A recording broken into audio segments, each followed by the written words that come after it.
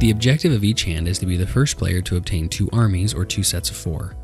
Once a player is able to obtain 2 armies during their turn, they can end the hand and all players will count their points.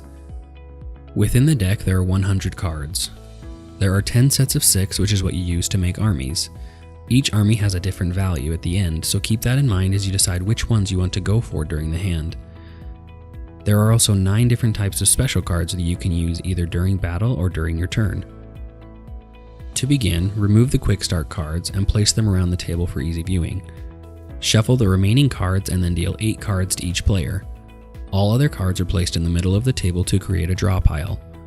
Starting to the left of the dealer, the starting player can choose to draw 2 cards from the draw pile, use a special card. There are special cards that must be played during your turn, and some of them can be used throughout the game. We will cover all of the special cards later in this video. Or you can battle for cards from other players.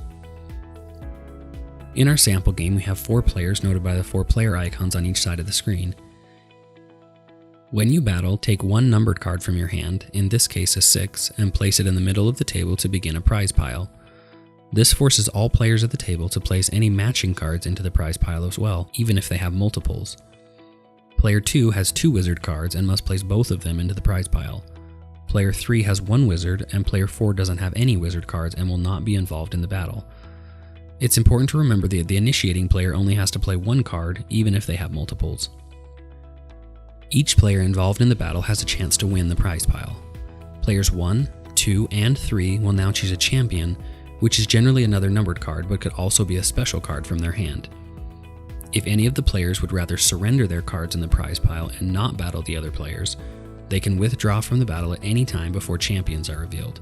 But any cards they were required to place in the prize pile will stay to the end of the battle. Once all players in the battle have selected a champion, they will place them face down and all reveal at the same time. The player with the highest card wins the prize pile and will add the cards to their hand. If 2 players play the same numbered card as their champion, the tie is broken by the higher pips on the card. After the battle, all champions used in the battle are discarded, so you do not want to use a champion to battle that you may need to complete an army later in the game. After each player's turn, all players will draw any needed cards so that they have 8 cards in their hand. If you have more than 8 cards, then there's no need to draw. There are 9 special cards in the game. Some can be used at any time and some must be played as a turn. Player 1 drew a bonus card. This is played immediately, even if you get one out of turn. Once played, the player gets to draw another card. Any player with a bonus card at the end will get to add 50 points to their score. A spy card can be played as your turn or during another player's battle. The spy card allows a player to initiate a battle even if they don't have the card they want to battle for.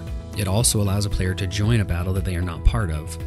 For instance, player 2 started a battle for knight cards. Player 3 and 4 do not have any knight cards.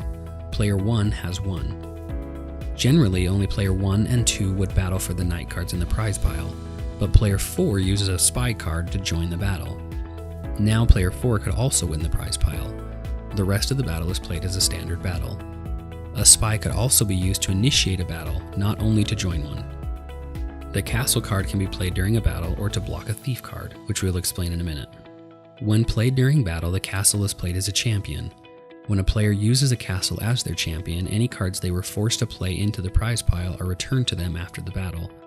In this case, player 1 is using a castle to protect his knight card that is currently in the prize pile. When all players reveal champions, player 1 gets to pull back any cards he was forced to place into the prize pile. This is a great way to gotcha your opponents, as they still have to use and lose a champion in the battle. The Guardian card can be played at any time after a battle, even if it isn't your turn. This allows a player to save their champion card from being discarded after battle. Instead of discarding your champion card, you can discard a Guardian card and return your champion to your hand. This only works for numbered cards. A Guardian will not save special cards or wilds after battle. After the battle, players would again draw cards if they do not have 8 in their hand. The chest card allows a player to protect an army of at least 4 matching cards from their hand. Player 3 has an army of 4 cards that they would like to protect. They place the chest card on top of the army and now they are protected. Even if a player starts a battle for the same number, player 3 is not required to put them in the prize pile, as they are now protected by the chest card. The Gravedigger card allows a player to revive a numbered card from the discard pile. If you only need 1 card to complete an army, or you see some high-valued cards in the discard pile that could be helpful in battle, This is a great time to use a Gravedigger. Player 4 plays a Gravedigger card and decides to revive a Dragon Slayer. A wild card can be played as a champion or be included as part of an army. The wild card is the highest valued card in the game and will even beat a number 10 card. But once you use it, you can't get it back. So you must decide if it's worth losing in order to win a battle or if it is more valuable as a part of your army. The death card is something you want to avoid.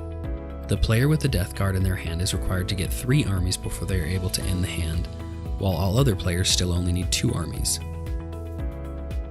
Also, if you end the hand with the death card, you lose 150 points. The only way to get rid of the death card is to use it as a champion during a battle. It will always lose the battle, but the winner of the battle must take the death card as part of the prize pile. It is never discarded. Player 2 used the death card as their champion, so player 2 loses the battle, but player 1 must now take the death card along with the 2 woodsman cards in the prize pile. A thief card must be played during your turn, but it allows a player to either steal a played bonus card, which would also let you draw a card, or try to steal a card from another player. The stealing player states which card they want to try and steal, and in our game, player 2 requests a Viking card from player 4. Player 2 could have asked for any card, including special cards like Wilds, Gravediggers, or Guardian cards. Since player 2 asked for a Viking and player 4 has one, they must give the card to the stealing player, unless they have a castle card. If player 4 were to have more than one Viking card, player 4 could choose which Viking card they want to give.